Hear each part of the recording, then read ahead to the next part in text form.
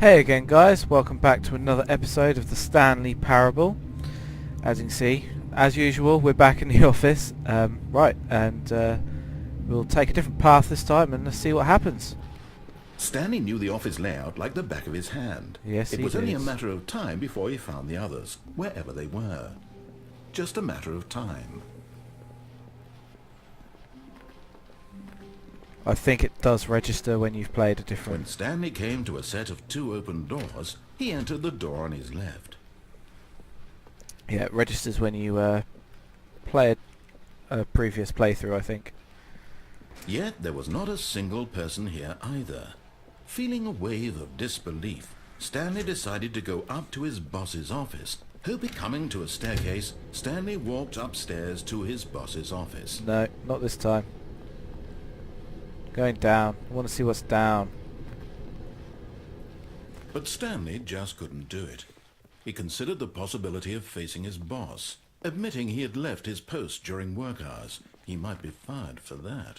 And in such a competitive economy, why had he taken that risk? All because he believed everyone had vanished? His boss would think he was crazy. And then something occurred to Stanley. Maybe, he thought to himself, maybe I am crazy. All of my co-workers blinking mysteriously out of existence in a single moment for no reason at all?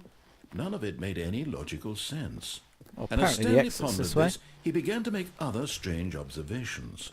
For example, why couldn't he see his feet when he looked down? Oh yeah? Why did doors close automatically behind him wherever he went? This is And also for that true. matter, these rooms were starting to look pretty familiar. Yeah. Were they simply repeating? No, Stanley said to himself, this is all too strange. This can't be real. And at last, he came to the conclusion that had been on the tip of his tongue. He just hadn't found the words for it. I'm dreaming, he yelled. This is all a dream. Oh, what a relief Stanley felt to have finally found an answer, an explanation. His co-workers weren't actually gone. Oh, He dear. wasn't going to lose his job. He wasn't crazy after all.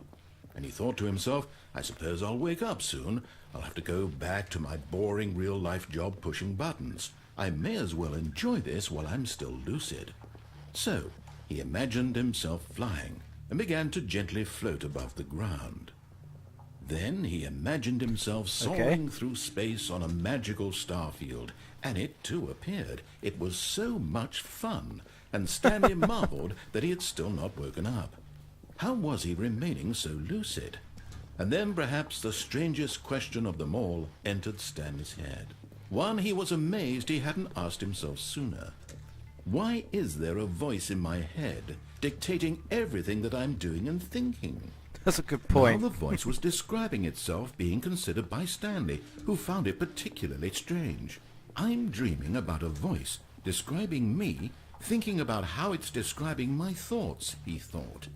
And while he thought it all very odd, and wondered if this voice spoke to all people in their dreams, the truth was that, of course, this was not a dream.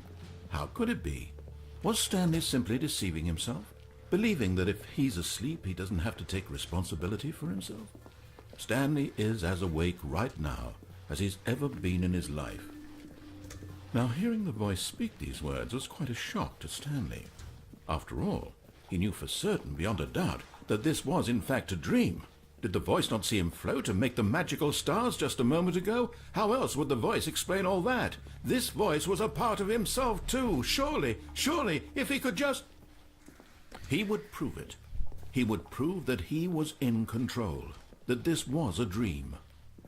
So he closed his eyes gently, and he invited himself to wake up. He felt the cool weight of the blanket on his skin, the press of the mattress on his back, the fresh air of a world outside this one. Let me wake up, he thought to himself. I'm through with this dream. I wish it to be over. Let me go back to my job. Let me continue pushing the buttons. Please, it's all I want. I want my apartment, and my wife, and my job. All I want is my life exactly the way it's always been. My life is normal. I am normal. Everything will be fine. I am okay. okay.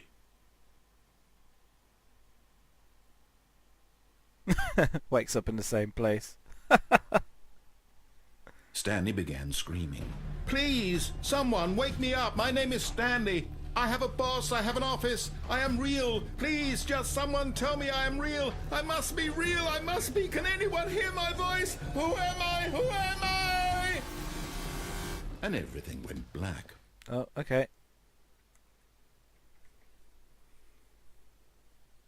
This is the story of a woman named Mariella. Okay. Mariella woke up on a day like any other. She arose, got dressed, gathered her belongings, and walked to her place of work. But on this particular day, her walk was interrupted by the body of a man who had stumbled through town talking and screaming to himself, and then collapsed dead on the sidewalk.